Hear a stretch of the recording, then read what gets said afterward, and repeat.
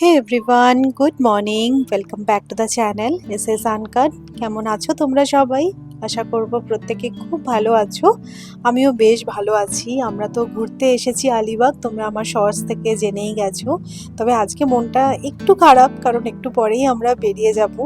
আজকে আমরা বাড়ি ফিরে যাচ্ছি। তো সকালটা আজকে লেট করেই স্টার্ট করেছি। তো কালকে রাত্রিবেলা না আমি আর সৌরভ বসে বসে একটা সিরিজ দেখেছি। তো সেটা দেখতে গিয়ে অনেক লেট হয়ে গেছিলো, তো লেট করে ঘুমিয়েছি আর যথারীতি আজকে উঠতেও দেরি হয়ে গেল। তো এখন এই ব্যালকনিতে দাঁড়িয়ে চা খাচ্ছি। আমাদের এই স্টেটা কিন্তু বেশ ভালোই ছিল। আর জানো, ব্যালকনিতে দাঁড়িয়ে দাঁড়িয়ে না আমি এই পেয়ারা গাছের ডাসা পেয়ারাগুলো দেখেই গেলাম লাস্ট দুদিন ধরে। হাতের নাগালে যদি থাকতো তাহলে তো আমি একটা পেরে খেতামই। তো যাই হোক, কোথাও আসার আগে যে এক্সাইটমেন্টটা থাকে, বাড়ি ফেরার সময় কিন্তু সেই এক্সাইটমেন্টটা থাকে না। জানো তো, আমার আর সৌরভের মধ্যে এই চুক্তিটা হয়েই যায় যে কোথাও যাওয়ার হলে আমি প্যাকিং করব আর ফেরবার সময় প্যাকিং সৌরভ করবে। তো সৌরভ এখন সেটাই করছে। তো এই যে আমাদের ব্রেকফাস্টও এসে গেল। ব্রেকফাস্ট সেরে এবার আমরা বেরোবো। তো যে ব্রেকফাস্টে আনিয়েছি উপমা, আর তার সাথে আছে জ্যাম ব্রেড, আর এখানে চাও দিয়েছে ফ্লাক্সে করে, ভালো হয়েছে। মানে ব্রেকফাস্টটা সেরে তারপরে শান্তিতে বসে আবার এক কাপ চা খেতে পারবো। আজকে জানো তো আমাদের ব্রেকফাস্টটা খেয়ে সেরকম ভালো লাগেনি, বাট কি আর করা যাবে। আর আমি আগেই না তোজোর জন্য খিচুড়ি বানিয়ে রেখেছিলাম। আজকে তোজোকে ব্রেকফাস্টেই খিচুড়ি খাইয়ে দিচ্ছি। আমাদের বাড়ি ফিরতে ফিরতে তো একটু লেট হয়ে যাবে, তাই জন্য পেটটা ভরে থাকলেই ভালো। আর আসার সময় যেরকম সুন্দর করে সেজে গুজে আসি, যাওয়ার সময় তো সেরকম ব্যাপারটাও থাকে না। তো আমি মোটামুটি রেডি। তো এই যে লাস্ট এক কাপ চা খেয়ে এবার বেরোবো। বেজেছে 11:30। 11টার সময় চেক আউট ছিল, তো আমাদেরকে তাগাদা দেয়নি, তাই জন্য আমরাও বেরোবো বেরোবো করতে করতে ফাইনালি 11:30টায় এবার চেক আউট করবো। সো খুব ভালো ছিল এবারের এই ট্রিপটা, ছোটোখাটোর মধ্যে কিন্তু বেশ এনজয় করেছি। সো এবার আজকে বাড়ি। কি বলছো তোজো? লাস্ট একবার সমুদ্র দেখতে হবে। লাস্ট একবার সমুদ্র দেখতে হবে? হ্যাঁ। না না না, আর দেখতে হবে না। আবার নেক্সট Next time. যখন যাবো আমরা ঘুরতে তখন। ঠিক আছে? হ্যাঁ। সো এই যে দেখে নাও, এটা ছিল আমাদের রিসর্টটার নাম ছিল আশুয়া ক্রাউন। এটা নাগাঁও বিচের একদম কাছে, মানে এই রিসর্টটা থেকে নাগাঁও বিচ 5 মিনিটের ডিস্টেন্স। তো আমাদের তো বেশ ভালোই লেগেছে। সুইমিং পুলটাও বেশ বড় সড়োর মধ্যে ছিল, আমরা খুব এনজয় করেছি পুলে।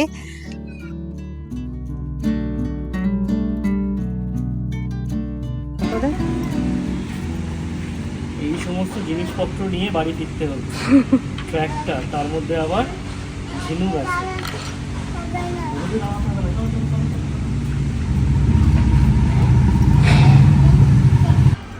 তো যে মজা হয়েছে তো, হ্যাঁ। ভ্যাকেশনটা ভালো ছিল। হ্যাঁ।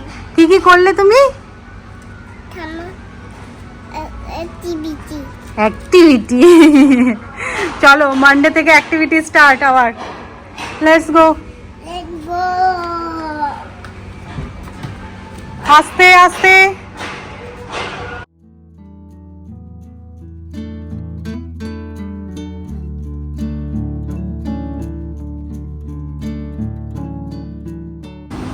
এরকম একটা সুন্দর জায়গায় দাঁড়িয়েছি না ভিউ দেখতে নয়, আম দেখতে। এখানে দেখলাম প্রচুর আম বিক্রি হচ্ছে। ये क्या वैरायटी का आम है? हापूस है। এটা হচ্ছে হাপুস অ্যালফান্সো। कितने करके किलो? 350 रुपये डजन, किलो नहीं। किलो नहीं, 350 रुपये डजन বলছে। তো অরিজিনাল হাপুস অ্যালফান্সো দেখে ভালো লাগলো এবং গন্ধটাও আছে। তো আমি বেশি নিলাম না, আধা ডজন নিলাম। এখানে ডজন হিসেবে দিচ্ছে, নট কিলো। তো আধা ডজন 150 টাকা। সৌমি দেখে বললো আমগুলো ভালো, 6টা নিলে কেন, আরও 6টা নিয়ে আসে। যাই হোক, আরও 6টা নিলাম। অনেকে দাঁড়িয়ে কিনছে এখান থেকে, আর জায়গাটা বেশ সুন্দর। আলিবাগ থেকে পুনের ডিস্টেন্স এই 3-3.5 ঘন্টার মতো। বাট আজকে আমাদের বাড়ি ফিরতে ফিরতে অনেক সময় লেগে গেল, কারণ আলিবাগ থেকে বেরোতেই আমাদের সময় লেগে গেছে, এত ট্রাফিক ছিল। আজকে যেহেতু স্যাটারডে ছিল, প্রচুর গাড়ি দেখলাম আলিবাগের দিকে যাচ্ছে, সেই সমস্ত করে এত ট্রাফিক হয়ে গেছিল। আর রাস্তা ভীষণই সরু ছিল, তো সেই কারণে ট্রাফিকটা হয়েও ছিল।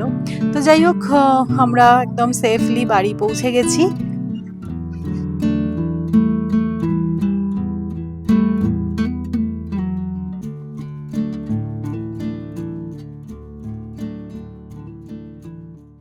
দুদিন ধরে শুধু বাইরেই খাওয়া হচ্ছে, আজকে সত্যি কথা আর বাইরে থেকে কিছু অর্ডার করে খেতে ইচ্ছা করলো না। তো এটা হচ্ছে বাঙালির কমফোর্ট ফুড, ভাতে ভাত বানিয়ে নিয়েছি, ডিম সিদ্ধ আলু সেদ্ধ গোবিন্দভোগ চাল দিয়ে বানিয়েছি। বাড়ি ফিরে তখন এত টায়ার্ড লাগছিল, সেই মোমেন্টে তোমাদের সাথে এগুলো শেয়ার করা হয়নি। তো একটু রেস্ট নিয়ে এবার আমি এসেছি কোমর বেঁধে লাগবো বলে। তো কি হয়েছে তোমাদেরকে বলি। ফিরে আমি ঘরে ঢুকেছি, ঘরে ঢুকেই না আমার নাকে একটা বিকট গন্ধ গেছে। তো আমি ইনিশিয়ালি তো কিছু বুঝতে পারিনি, আমি সুইচগুলো অন করলাম, দেখলাম যে ইলেকট্রিসিটি নেই। আমি তখনই বুঝতে পেরেছি যে কোনোভাবে ট্রিপ হয়ে গেছে, তো মেন থেকে ট্রিপ হয়ে গেছে। তখনও আমি কিছু বুঝিনি। তারপরে কিচেনে এসে দেখছি একদম চাপ চাপ রক্ত পড়ে আছে। মানে দুদিনের জন্য ঘুরতে গেছিলাম, তো তখন তো আর আমি ফ্রিজ খালি করেও যাইনি, আর ফ্রিজটা অন করেই গেছিলাম। কখনো এরকমটা হয় না, বাট মোস্ট প্রবাবলি একদিন আগেই এই ট্রিপ হয়ে ফ্রিজ বন্ধ হয়ে গেছে। আর তারপরে মানে মাছ ছিল, চিকেন ছিল, সেই সমস্ত পচেছে। সেইখান থেকে রক্ত পুরো টপ টপ করে জল হয়ে পড়েছে নিচে।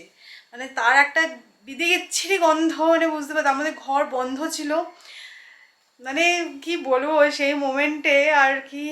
মানে এখন আমাকে পুরো ফ্রিজ ক্লিন করতে হবে, তোমাদেরকে আমি দেখাচ্ছি একটু।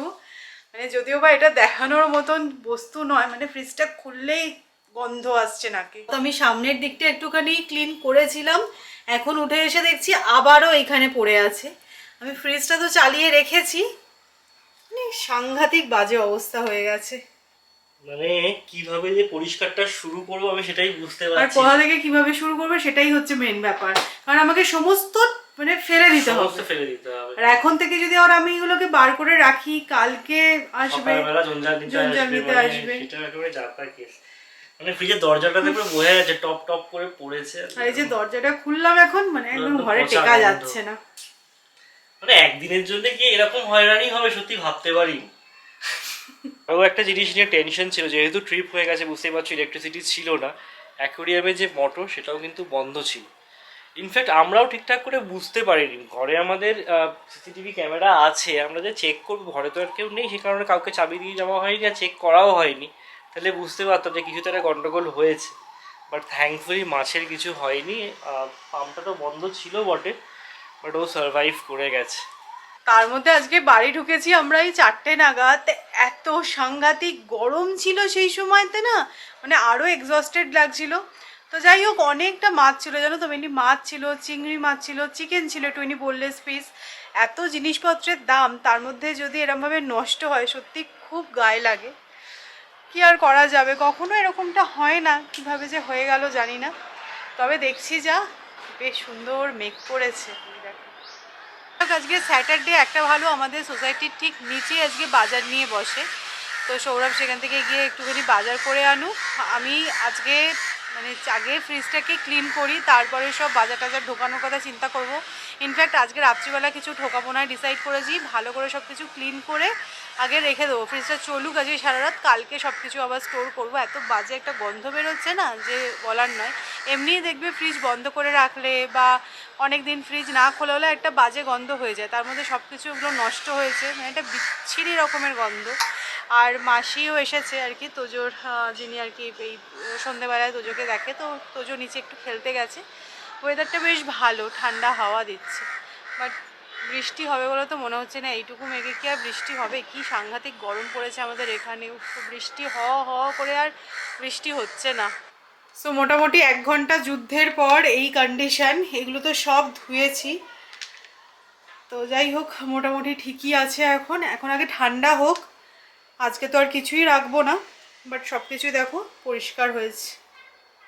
মেনলি এই ফ্রিজারটাই গন্ডগোল হয়েছিল, কারণ এখানেই মাছ মাংস ছিল।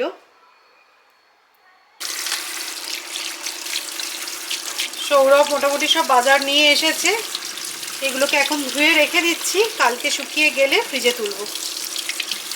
বরবটি, শসা, উচ্ছে, এটা যদিও বা উচ্ছে নয় করলা, ক্যাপসিকাম, টমেটো, ঢেঁড়স সবই এনেছি গুছিয়ে। আর ফুলকপিও এনেছে। ডিনারে ভাবছি ফুলকপি আলু দিয়ে একটা ফ্রাই মতন করবো, আর তার সাথে রুটি। মোটামুটি এগুলো সব গুছিয়ে নিলাম, ফ্রিজও ক্লিন হয়ে গেছে। সত্যি বলতে কোথাও ঘুরতে গেলে না চা খেয়ে ঠিক পোষায় না, তো কাল থেকেই মনে হচ্ছে বাড়ি গিয়ে কড়া করে চা খাবো। তখন বেজে গেছে প্রায় 8:30। সব কিছু সেরে ভেবেছিলাম চাটা খাবো, সেটাই ভুল করেছি, আগে চাটা খেয়ে নিলেই হয়তো ভালো হতো। তো যাই হোক, এখানে একদম কড়া করে চা হচ্ছে, একটুখানি বসে এবার চা খাই, তারপরে তোজোকে খাওয়াবো। তোজোর এখানে ডাল বানিয়ে নিয়েছি, ডাল আর রুটি হচ্ছে তোজোর ডিনার।